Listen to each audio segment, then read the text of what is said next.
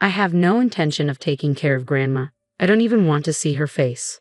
Why don't you do it, Lily? My sister-in-law said with a malicious grin. She probably thought that if she could take control of the house, she wouldn't have to worry about Grandma at all. My brother smirked beside her, glancing at me and Grandma. I could see it would be hard for Grandma to find peace in such an environment. It's okay, Grandma. I'm here for you, I said confidently. My name is Amy. I've just turned 50 and am now enjoying a slow-paced life with my husband. Our 2 children have grown up and are following their own paths. The days when I juggled work and family while they were little seem like distant, tender memories now. Today, my life revolves around my work with my husband and the time I spend with my grandmother. My husband, Terry, and I run a well-known traditional restaurant.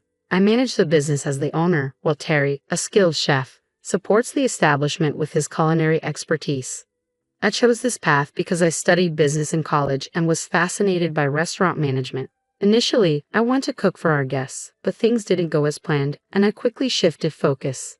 During college, I started a kitchen job at a luxury hotel near the university, but my cooking skills were lacking.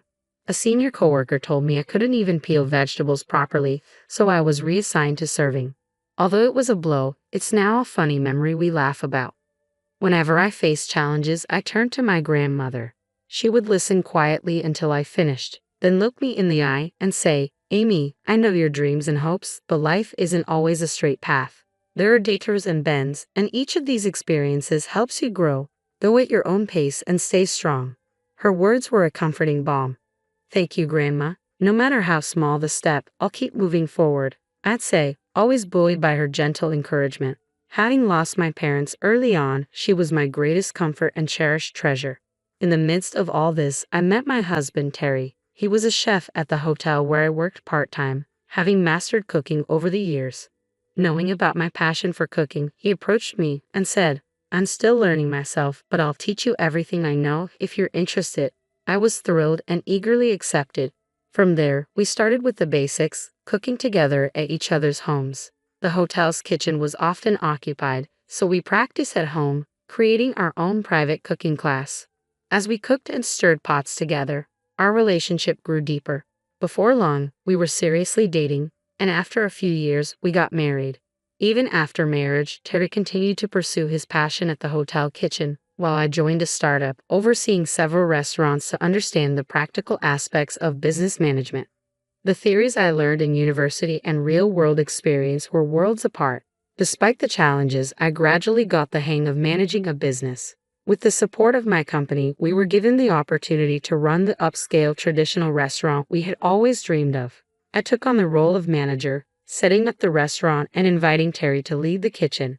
After completing his training, he was eager for a new challenge and happily accepted. Together, we nurtured and grew our restaurant, but my deep involvement in work meant I regrettably spent less time with my dear grandmother. Now, Grandma lives with my brother Colin. He's a serious office worker with a somewhat troublesome personality. When I excitedly told him about my new role as manager through a company program, his reaction was unexpectedly cold. "Wait, are you seriously taking such a risk? Wouldn't it be more secure to remain a regular employee? Besides, managers hired like that don't earn much, do they?" he asked with a skeptical look. "Colin, isn't that a bit harsh?" I tried to counter, but his stance was firm. "Amy, listen closely. Stability is the most important thing. Why are you so intent on doing as you please? Not just you, but your husband too. Don't you realize how tough it is to run a business? What will you do if you fail?" His words left me taken aback. Sure, running a business might be hard, but we had the support of the company. It wasn't entirely on us. Then, with a somewhat malicious grin, my brother's wife, Lily, chimed in. "You two are quite daring, aren't you? But if things go south, don't come running to us for help."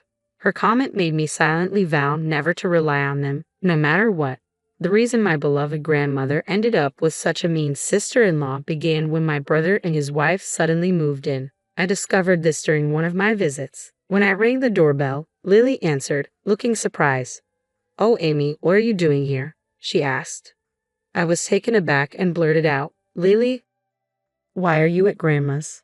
Taking a deep breath, Lily smiled and said, "Well, I'll let you in on a secret. Recently, I've been taking care of Grandma here. I wanted to spend more quality time with her, so we decided to move in." She seemed quite proud of herself. Admittedly, with a new restaurant and everything else, I had been too absorbed to notice the change. I had been extremely busy lately, which left me with less time for Grandma. With Lily spending more time at home, she had probably been looking out for her. Thank you, Lily. It's really a big help, I said, though a pang of sadness hit me at the thought of missing time with my grandmother. When I dropped by Grandma's house, Lily often greeted me with a hint of sarcasm. Oh, Amy, you're here again. Think Grandma's quite busy, you know. But then, this is Grandma's house, she remarked. I would respond with a smile. Sorry, I just wanted to chat with Grandma. Visiting Grandma's house every weekend was my joy. She always welcomed me with a warm smile, but lately, I had noticed she wasn't her usual energetic self. I tried to brush it off as my imagination, but one day my fears became a reality. When I knocked on Grandma's door and received no answer, I gently opened it to find her collapse at the entrance. In shock, I rushed to her side, shouting, "Grandma, are you okay?" I immediately called an ambulance and she was taken to the hospital. I accompanied her, and before I knew it, night had fallen. After some time, a doctor called me in to discuss her condition. He began with the ominous words, "She doesn't have much time left." I was devastated and struggled to process the news, but I understood that Grandma was gravely ill. It turned out that this was her regular hospital, and the doctor explained that her condition was beyond surgical intervention. It was best for her to rest at home. While absorbing this news, I received word that Grandma had regained consciousness. I hurried to her room, where she greeted me with a weak smile. "Amy, I'm sorry for surprising you," she said, her voice faint but warm. Through my tears, I asked, "Why didn't you tell me earlier, Grandma?" She replied softly, "I didn't want to worry anyone." At that moment, I felt the profound depth of Grandma's strength and kindness. I decided to cherish the time we had left and spend more quality moments with Grandma. "How about we tell everyone about your illness?" I gently suggested to her. She seemed a bit surprised by the idea but agreed. I hoped my brother and his wife would appreciate the chance to be with Grandma in her remaining days. A few days later, Grandma was discharged from the hospital. However, this didn't signify improvement. She was sent home because there were no more treatment options available. When we arrived at Grandma's house, my brother and Lily were lounging in the living room, their expressions relaxed. Lily, with a cheerful tone, remarked, "Where have you been? It's been so relaxing here while Grandma was away." My brother chuckled and nodded. It's been refreshing to have some peace and quiet without Grandma's voice around. I was taken aback by their comments. One look at Grandma, and it was clear how serious her condition was. Trying to keep my emotions in check, I said, "Stop with the jokes. Grandma's condition is very serious. They can't treat her at the hospital anymore." Both my brother and Lily looked stunned. My brother, clearly in disbelief, asked, "You're joking, right?" Lily seemed to dismiss my words with indifference. Taking a deep breath, I told them firmly, "It's true. If you don't believe me, you can ask Grandma's primary doctor directly." With a frail voice, Grandma added, "Actually, I don't have much time left. There's not much I can do from now on." Lily's eyes widened in surprise. "Wait, I didn't sign up to be a caregiver. I'm just living here to save on rent. I can't handle such a huge responsibility," she said, her voice tinged with annoyance.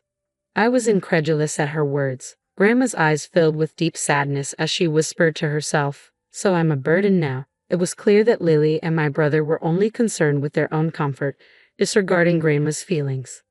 Holding Grandma's hand, I comforted her. "It's okay, Grandma. I'm here for you. This is your house, and we should prioritize your well-being," I told Lily firmly, but she remained stubborn, showing no sign of changing her mind. "I'm sorry, Amy," Lily finally said, though it was clear she wasn't truly remorseful. I was taken aback by their attitudes. Grandma, wiping away her tears, apologized, and I felt a deep urge to protect her. Lily's gaze was filled with annoyance, as if dealing with us was a burden. "Can you just leave? Honestly, I get distracted with you guys around. Don't come asking for help later because I won't be inclined to assist," she said, her tone sharp. "Seriously, just thinking about Grandma gives me a headache." "Don't try to shift the responsibility onto us," my brother added, glancing at Grandma with evident irritation. It was clear that the inconvenience was on their side. Yet, as soon as they learned about Grandma's condition, their only thought was to get rid of her. Their attitude filled me with a heavy sadness. "We won't be speaking to Lily or you anymore. Our family relationship ends here. If anything happens later, don't rely on us. Grandma said, her voice trembling and her eyes misty. I won't come to this house anymore. Goodbye. Great, even if Amy gets into trouble somewhere, we won't be involved. My brother smirked. If Amy is in trouble, it's none of our concern. Do your best with Grandma, Lily said with a dismissive wave. With that, Grandma and I left the house. I decided to take her to my place in a taxi and start a new chapter together. As the taxi door opened, Grandma's eyes widened in surprise. Oh, what a magnificent house, she exclaimed, clearly impressed. Indeed, our home was larger and more glamorous than where Grandma had been living.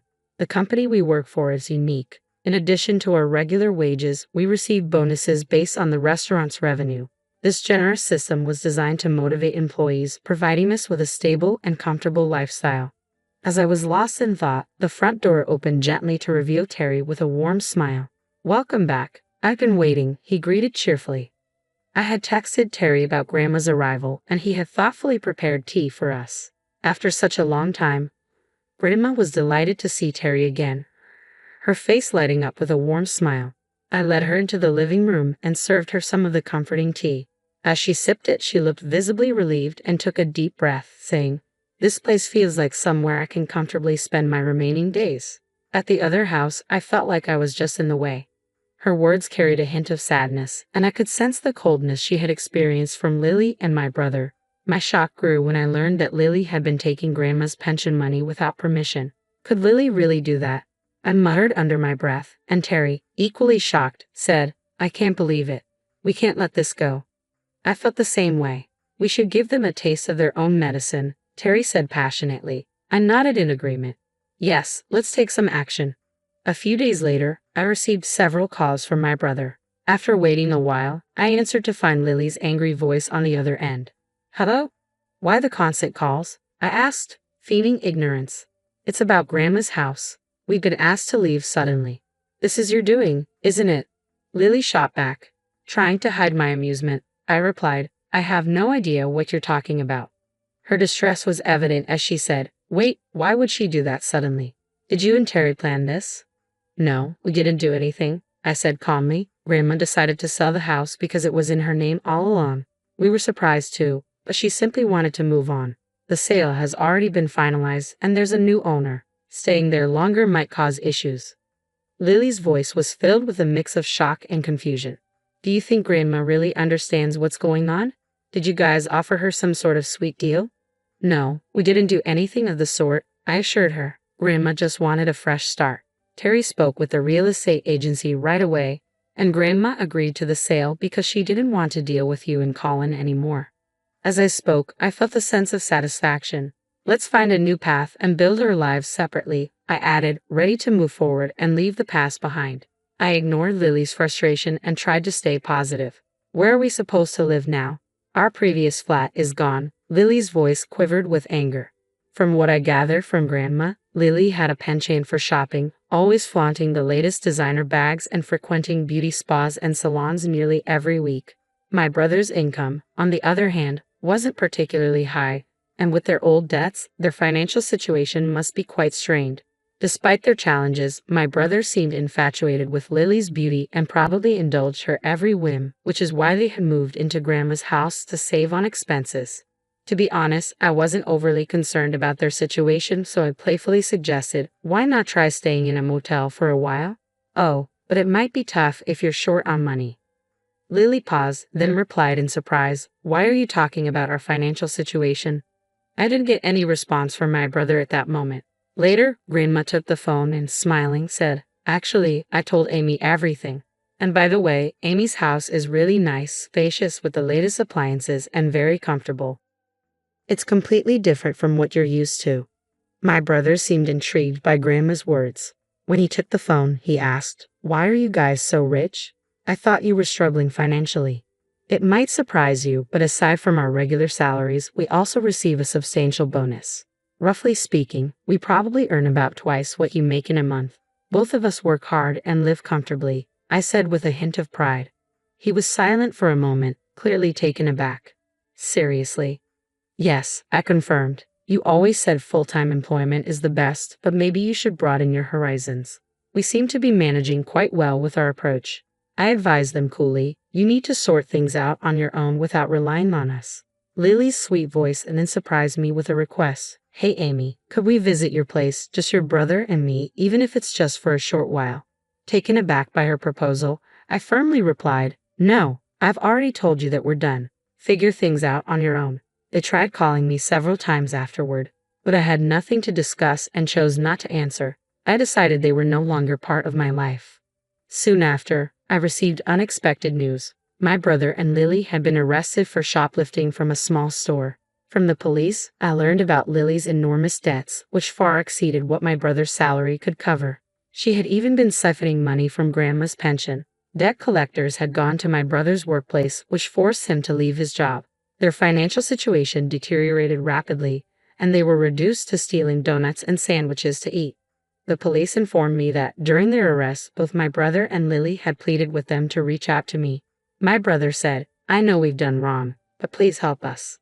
Lily tearfully begged, forgive our past mistakes and help us just this once. Despite their pleas, I couldn't easily forgive them. Their reckless spending and neglect of Grandma had led to serious consequences. I believe they were now facing the outcomes of their own decisions.